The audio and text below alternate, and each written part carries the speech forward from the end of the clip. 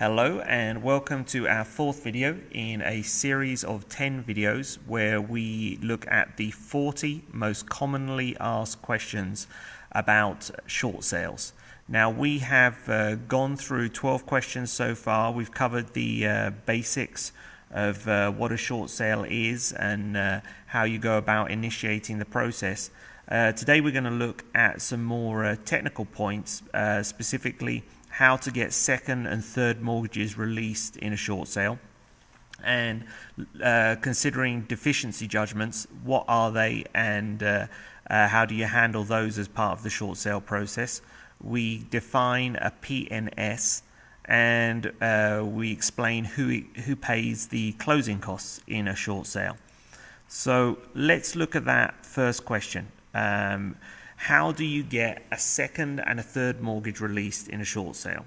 Well, often just writing a polite, simple letter to a second lien holder explaining the situation will get a positive response. You have to remember that the second and the third have got no possibility of recovering any cash in the event of a foreclosure, which is your alternative to a short sale.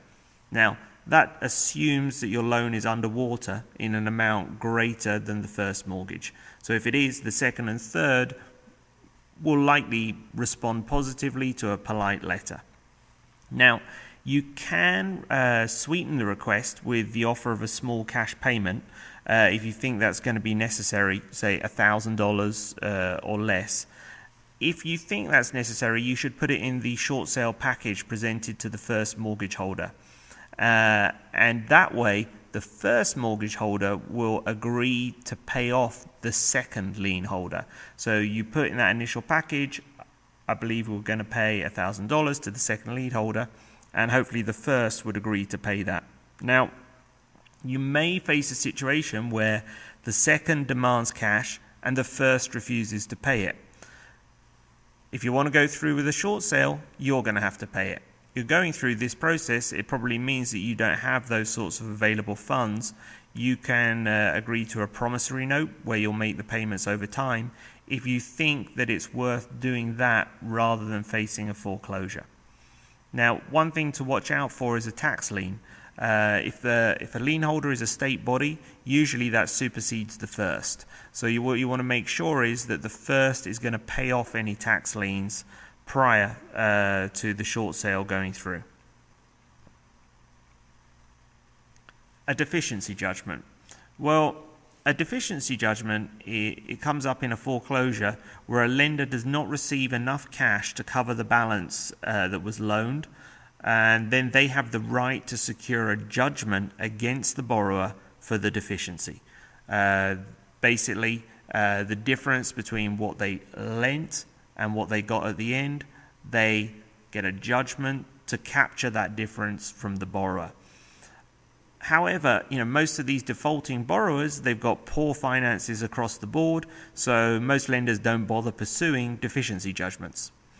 Now, if you have a short sale and the short sale agrees to wipe out a deficiency judgment, what you might find is in the negotiation tactics, when you're trying to get the short sale from the lender, they'll say, oh, we're going to foreclose and we're going to pursue you. We're going to get a deficiency judgment and you're going to be on the hook for this money.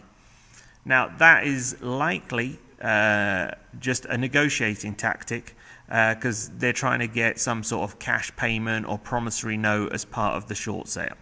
So you need to be familiar with deficiency judgments, have a good handle on how likely it is you're going to be pursued for one, and then you'll be able to respond to that negotiating tactic on the part of the lender accordingly.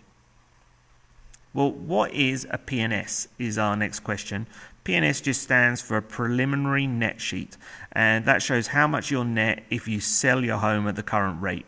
If you're underwater, it's a negative number, and that means you're a candidate for a short sale. Final question for this video: who pays the closing costs in a short sale? Well, there are closing costs because a short sale is the same as a traditional sale. You need to open escrow, have title insurance, pay off any liens, outstanding balances such as HOA dues, real estate agents have to be paid. What you have to do, you have to define all those costs in your short sale package that you submit to your bank, and define that you want the bank to pay for them. The buyer, just because it's a short sale, the buyer is not going to be likely willing to pay any more costs than they would in a traditional sale. So you want to make sure that the lender agrees that they will pay the seller side of closing costs, because you're not in a position to be on the hook for them. Well, that brings us to the end of this video, and in the next video we're going to cover 4 further questions. We're going to look at what makes up a good short sale agent, because you're going to have a good real estate agent to work with you through the process.